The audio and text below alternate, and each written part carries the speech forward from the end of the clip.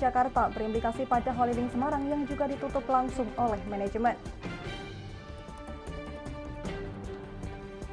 Seorang pegawai Satpol PP diringkus polisi setelah menggelapkan dana BPJS untuk bermain judi online. Setelah menabung selama 15 tahun, seorang nenek pemulung di Kendal dapat membeli seekor sapi untuk berkurban. Selamat sore pemirsa, bersama saya Amanda Soraya, inilah Jateng hari ini. Naiknya harga cabai hingga rawit merah yang digunakan untuk sambal bakso hingga Rp100.000 per kilogram di Kabupaten Boyolali menyebabkan pendapatan pedagang bakso menurun karena membeli cabai dengan harga 2 kali lipat, sedangkan harga bakso tidak dinaikkan.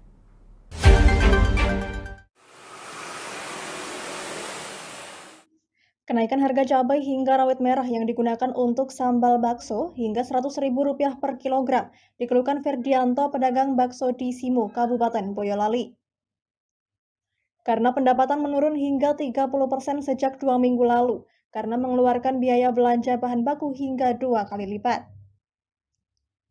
Bakso Serasimo dalam sehari menghabiskan 30 hingga 50 kg cabai rawit merah. Jika sebelum kenaikan harga mengeluarkan biaya membeli cabai sekitar Rp1.500.000, namun kini hingga lebih dari Rp3 juta hanya untuk membeli cabai. Untuk menyiasati naiknya harga cabai agar jualan bakso tidak merugi, Ferdi mengurangi jumlah cabai yang disajikan dalam bakso dan tidak menaikkan harga bakso. Meski mengurangi jumlah sambal, namun pendapatan berkurang hingga 30%. Untuk cabai kita seharinya 50 kilo ya, 50 kilo. Kalau mengatasi cabai mahal, yaitu pusing juga ya buat pedagang ya. Tapi kita cuman kita kurangi aja dikit gitu, kita kurangi dikit. Yang penting kalau rasa tetap sama. Kalau isian cabainya kita kurangi dikit gitu. Nanti kalau udah normal kembali kita tambahin lagi. Pedagang bakso berharap pemerintah menstabilkan harga agar pedagang tidak merugi karena harga berbagai kebutuhan bahan baku bakso selain cabai juga mengalami kenaikan. Dari Boyolali, Taufik Irvani, Lingkar TV, melaporkan. Diduga gelapkan dana pembayaran kesehatan dan tenaga kerja BPJS milik pegawai non-ASN, seorang oknum anggota Satpol PP Kota Semarang dipecat. Dana BPJS sebesar Rp688 juta digelapkan untuk bermain judi online selama kurun waktu 19 bulan.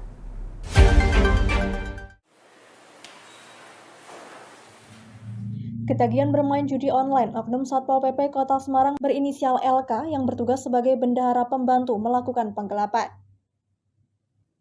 Dana BPJS Kesehatan dan Ketenagakerjaan sebesar Rp688 juta digunakan untuk bermain judi online dalam kurun waktu selama 19 bulan. Yang bersangkutan dengan leluasa menggunakan dana karena bertugas melakukan penyetoran dana.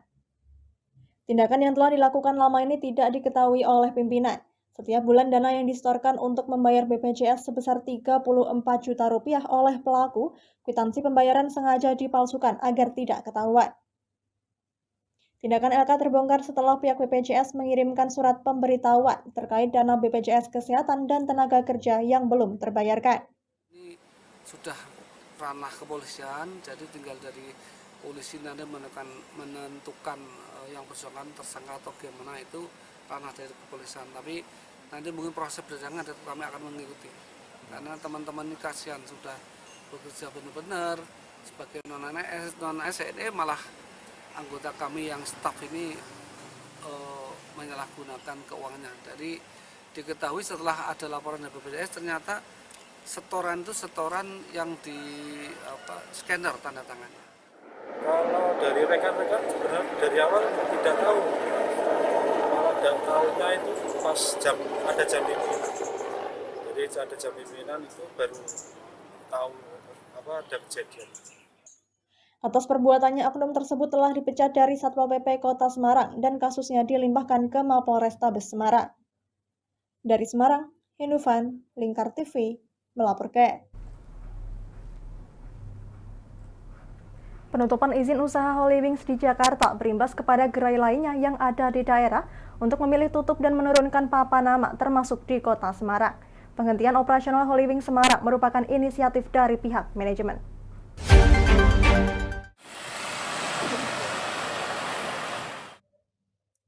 Inilah suasana Holywings Semarang yang berada di kawasan Kota Lama Semarang. Tidak terlihat keramaian pada bangunan bergaya klasik seperti hari sebelumnya. Bahkan tempat parkir yang biasanya dipenuhi kendaraan pun tampak sepi. Beberapa security terlihat berjaga di pintu masuk. Papan nama bertuliskan Holywings juga tidak terpasang lagi dan sudah diturunkan. Oleh petugas keamanan, papan nama Holywings dipindahkan ke dalam restoran untuk diamankan. Terkait penutupan Holywings Semarang, Kepala Satpol PP Kota Semarang menjelaskan, penutupan atas inisiatif pihak manajemen, bukan karena terbentur aturan.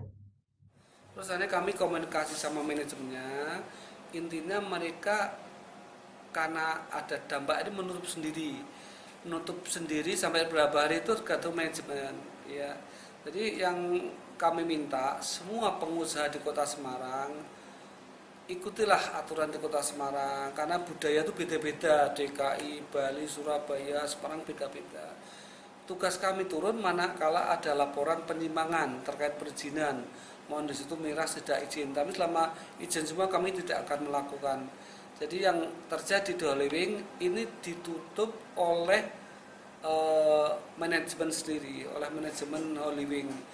Terlepas nanti akan dia ganti nama, itu ranah mereka. Yang penting kami Satpol PP tidak melakukan penutupan Holywings di Kota Semarang, itu atas inisiatif mereka karena terkait dengan dampak yang terjadi di DKI. Sebelumnya, pemerintah Provinsi DKI Jakarta mencabut izin usaha gerai Holywings di Jakarta. Penutupan terkait adanya temuan pelanggaran perizinan yang belum dimiliki Holywings pasca promo minuman beralkohol terhadap nama tertentu oleh pihak manajemen. Dari Semarang, Henufan, Lingkar TV, melaporkan. Kami masih akan kembali pemirsa, tetap bersama kami di Jateng hari ini.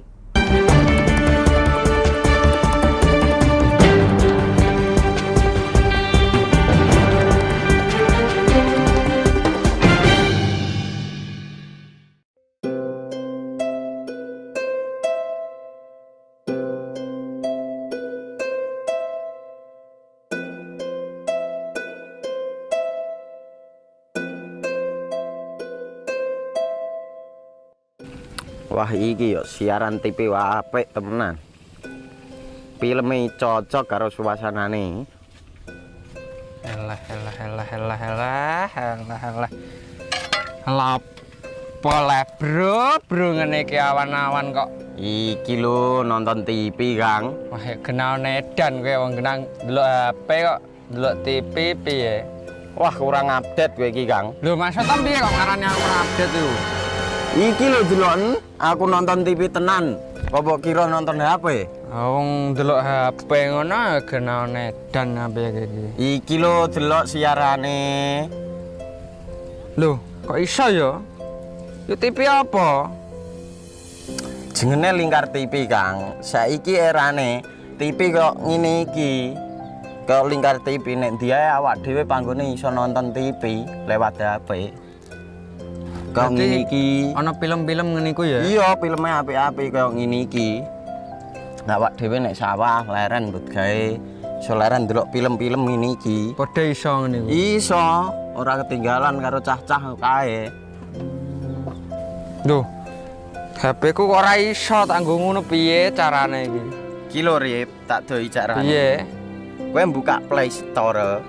Play Store, Mas. Yo iku pokoke. Play Store apa? Ketik Lingkar TV. Engko lek wis ngono, klik install. Nah, engko wis ana metu menune Lingkar TV karek ndelok siaran apa ae. Film-filme apik-apik. Berarti film channel Lingkar TV metu nang kene kabeh ra? Iso. Filme wah cocok karo suasana cara didelok ya. Oh, wis iki iso iki. Iya metu kabeh ngene TV wah. Iya. Kondiange ya. Mangkane Lingkar TV filme apik-apik kabeh. Iya, aku ngene kok lagi reti iki malah. Sekolo Iya. ana bocah-bocah ajak delok. Ben seru nang kene ya, Wan. Wabek. Rene lo. Tak deloki apik-apik ana film Jos iki.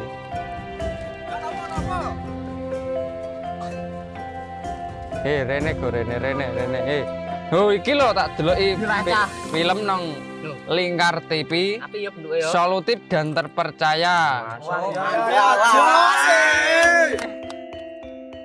Tonton siaran Lingkar TV melalui aplikasi Lingkar TV di Play Store. Dengan cara ketik Lingkar TV di pencarian Play Store, kemudian tekan install. Mudah bukan? Nikmati tayangan-tayangan menarik dari Lingkar TV kapanpun dan dimanapun Anda berada. Tinggal tekan menu Lingkar TV di HP Anda dan selamat menonton!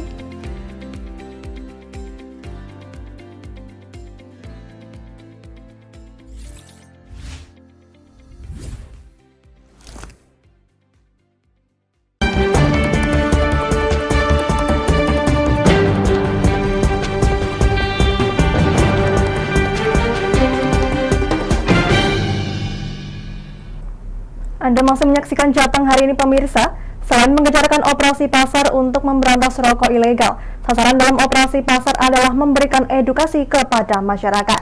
Pemkab Kendal kembali bersama Bea Cukai Semarang kembali memberikan edukasi mengenai dampak dari rokok ilegal kepada masyarakat. Tentunya kita bicara dari nol. Rokok ilegal adalah rokok yang melanggar ketentuan dalam Undang-Undang Nomor 39 Tahun 2007 tentang cukai. Antara lain rokok polos atau tanpa pita cukai, rokok dengan pita cukai bekas atau palsu, rokok yang pita cukainya salah peruntukan dan salah personalisasinya. Masyarakat tentunya memegang peran penting untuk ikut memberantas rokok ilegal, antara lain dengan menolak rokok ilegal khususnya pedagang kios-kios eceran. Jangan mau bila ditawari rokok yang tidak dilekati pita cukai. Kampanye rokok ilegal ini merupakan lanjutan dari gerakan Stop Rokok Ilegal yang digencarkan. Melalui kampanye ini, masyarakat juga diajak mengerti dampak dari rokok ilegal tersebut. Hal ini disampaikan petugas Bea Cukai Semarang Tri Hanggono, Kasih Perbendaharaan dalam sosialisasi Undang-Undang Cukai di Pendopo, Kecamatan Kaliwungu, Kendal, Jawa Tengah.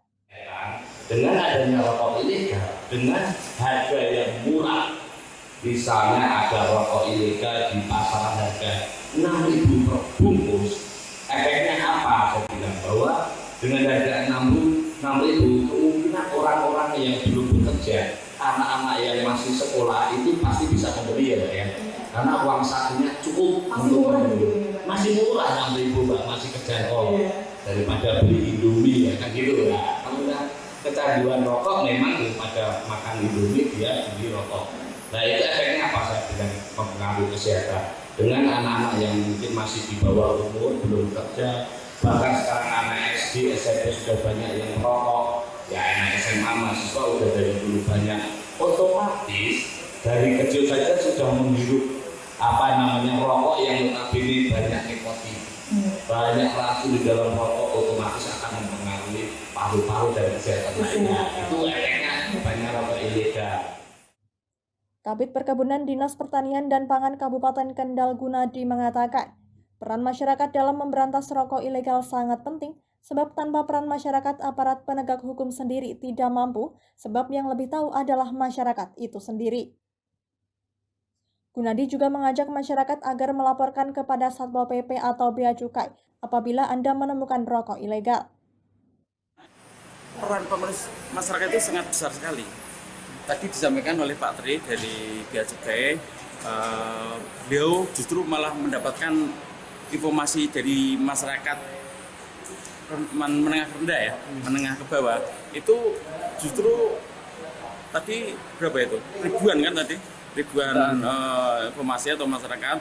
Nah ini tentunya dengan informasi dari masyarakat itu Bea Cukai mendapatkan informasi yang detail dan up to date untuk melakukan penindakan.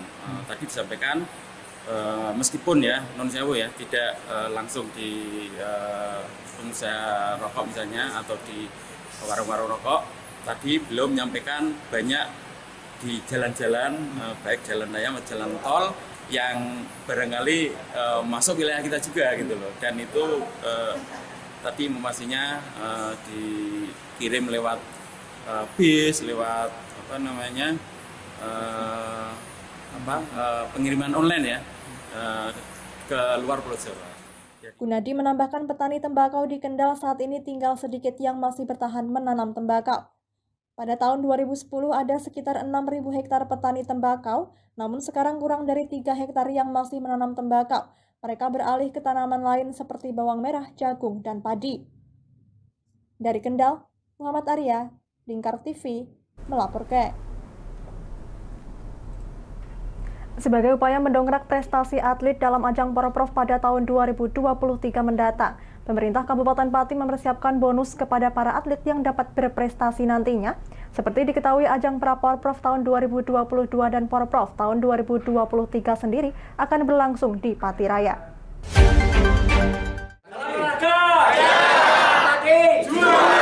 Sebagai upaya peningkatan prestasi para atlet Kabupaten Pati dalam ajang Porprov tahun mendatang, pemerintah Kabupaten Pati bersama dengan KONI Kabupaten Pati komitmen mempersiapkan bonus kepada para atlet yang mendapatkan medali nantinya. Sejumlah atlet dan para pengurus cabang olahraga di Kabupaten Pati dikumpulkan di ruang penjawi kantor Setda Kabupaten Pati pada Kamis pagi. Para atlet dan pengurus cabang olahraga dikumpulkan untuk mendapat pengarahan dan semangat sebagai bekal persiapan Porprov tahun 2023 mendatang.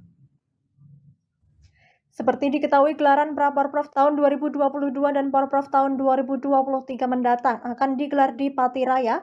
Oleh karena itu, Pemda dan KONI Pati serius mempersiapkan atlet agar dapat berprestasi. Bupati Pati Haryanto ditemui usai memberi arahan pada para atlet mengungkapkan bahwa pihaknya akan memperhatikan bonus para atlet. Ia mengklaim akan mengalokasikan anggaran pada tahun 2023 mendatang. Kalau bonus itu ya paling tidak ya tetap kita perhatikan lah, karena tergantung dari kemampuan keuangan. Karena sudah kita alokasikan di 2023, namun jumlahnya kita kan belum tahu, kan belum dirembuk. Tapi yang jelas itu sudah kita persiapkan. Sementara itu, Ketua KONI Pati Mustamaji mengungkapkan bahwa meski terdapat keterbatasan anggaran, namun pihaknya mengaku bersama dengan Pemda berkomitmen akan memberi reward kepada para atlet yang berprestasi. Ia menambahkan bahwa nantinya akan ada 650 atlet dan ofisial dari seluruh cabur yang diikuti oleh Kabupaten Pati, dan nantinya keseluruhan kontingen tersebut akan berlaga pada Porprov tahun 2023 mendatang. Nah, tahun 2023 nanti ada keterbatasan anggaran. Yang penting kita tetap memberikan reward kepada yang mendapatkan medali, tapi mungkin kita atur saja. Contohnya untuk tahun 2023 nanti 50%, tahun 2024 50%. Karena keterbatasan anggaran dari hibah dari pemerintah. Ya, yang jelas sudah ada komitmen. Yang penting sudah ada komitmen untuk memberikan reward kepada atlet yang berprestasi.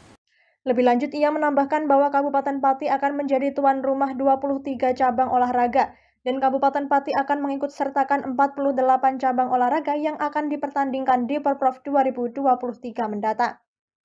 Dari Pati, Fajar Mukti, Lingkar TV, melaporkan. Jangan kemana-mana pemirsa, kami akan kembali usai jeda pariwara. Tetap bersama kami.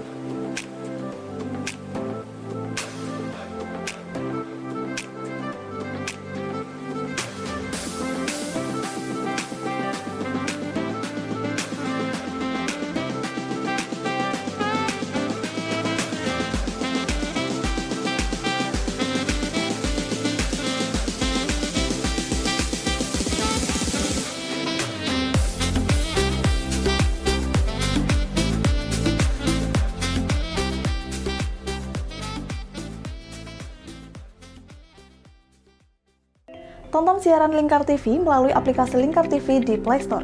Dengan cara ketik Lingkar TV di pencarian Play Store, kemudian tekan install. Mudah bukan? Nikmati tayangan-tayangan menarik dari Lingkar TV kapanpun dan dimanapun Anda berada. Tinggal tekan menu Lingkar TV di HP Anda dan selamat menonton!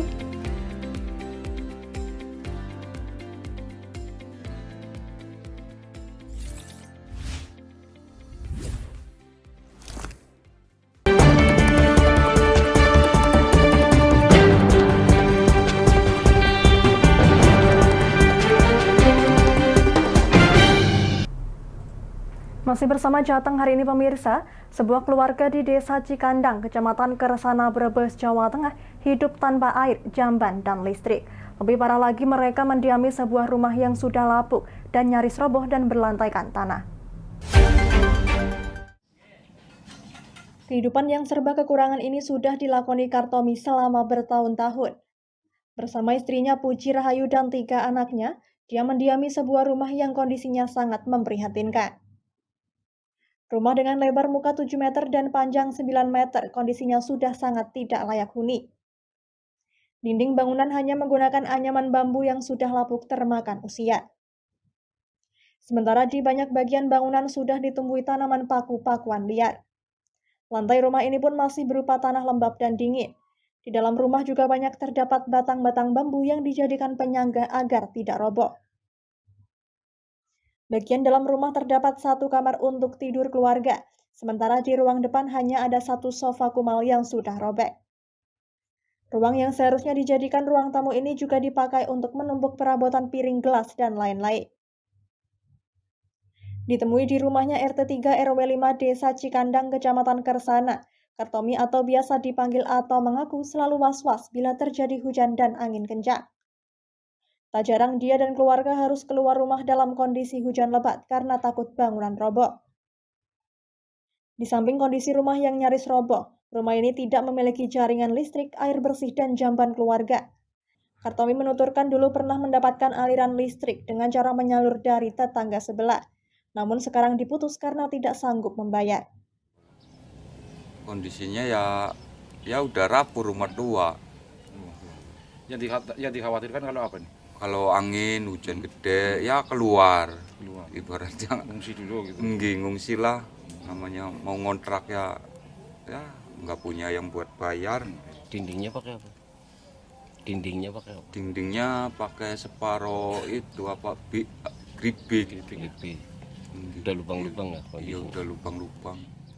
Untuk urusan buang air, keluarga ini mengandalkan saluran buangan yang berjarak 50 meter dari rumah. Kemudian mandi dan masak dia mendapatkan air dari sumur tetangga. Sudah lama mendiami di rumah tersebut karena tidak memiliki rumah sendiri, dan ternyata rumah itu adalah rumah peninggalan keluarga. Sementara Kepala Dinas Perumahan dan Kawasan Pemukiman Brebes Sutrisno menegaskan, akan menindaklanjuti dengan menurunkan tim verifikasi, termasuk di dalamnya tim yang menangani soal jamban.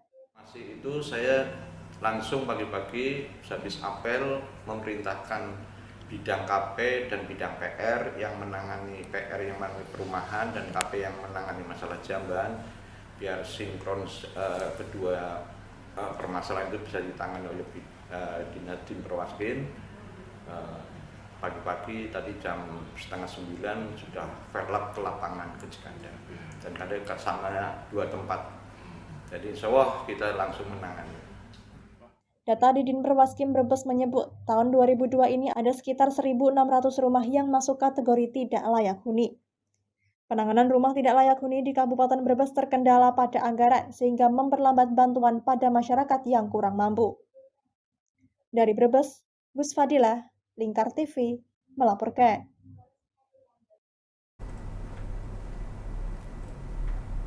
Impian seorang nenek berusia 80 tahun, warga Kelurahan Sijiru, Kota Kendal, Jawa Tengah, untuk berkurban seekor sapi akhirnya terwujud. Meski awalnya uang yang dikumpulkan dari hasil mengumpulkan barang bekas akan digunakan untuk naik haji, namun jemiah memilih untuk membeli sapi dan kurban tahun ini. Uang hasil menabung sebesar 22 juta rupiah dibelikan seekor sapi dan diserahkan ke masjid dekat rumahnya.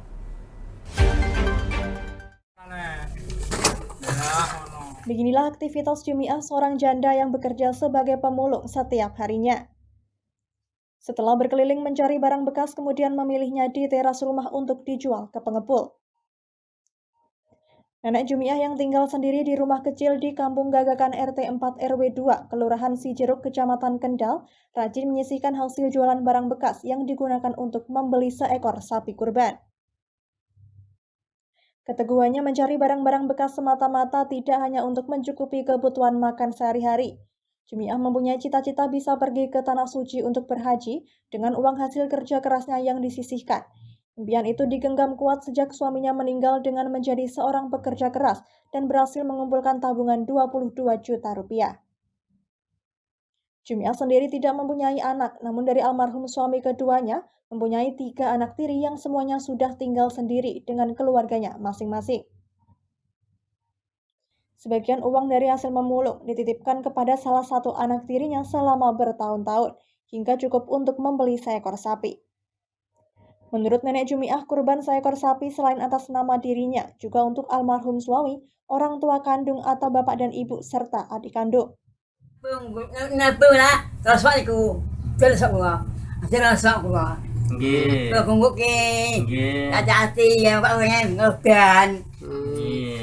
Senang lah. Senang doa kurban.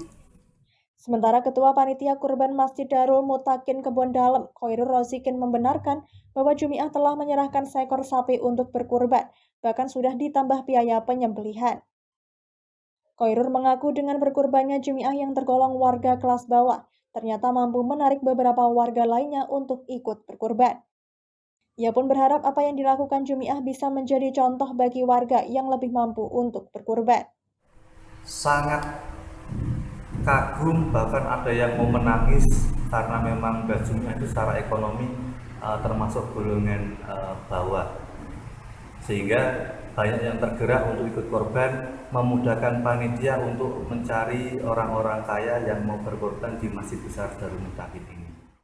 Meski telah menggunakan tabungannya untuk berkurban, Jumiah tak melupakan niatnya untuk pergi ke Tanah Suci. Dia pun mulai mengumpulkan kembali tabungan agar bisa menunaikan ibadah haji. Dari Kendal, Muhammad Arya, Lingkar TV, melaporkan. Berita tadi sekaligus mengakhiri kebersamaan kita kali ini. Terus saksikan Jateng hari ini setiap pukul 17 waktu Indonesia Barat hanya di Lingkar TV. Akhirnya saya Amanda Soraya, mewakili seluruh kerabat kerja yang bertugas pamit dari hadapan Anda. Terima kasih dan sampai jumpa.